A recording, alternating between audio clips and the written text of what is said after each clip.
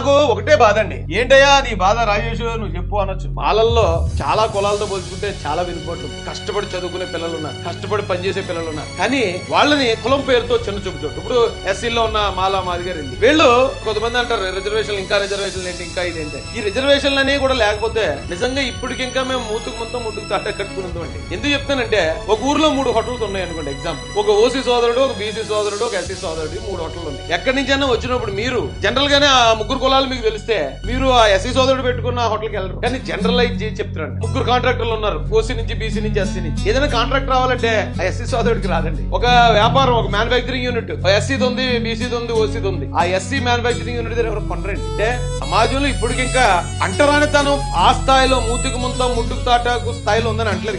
కానీ ఎదిగేటప్పుడు మాత్రం ఎదిగేవాడు మాత్రం ఖచ్చితంగా వివక్ష ఇప్పటికీ ఫేస్ చేస్తున్నాడు. దానిలో ముఖ్యంగా ప్రభుత్వం చేత ఆల్మోస్ట్ చిన్న చూపు చూడబడుతున్న మాలకులు వస్తుంది.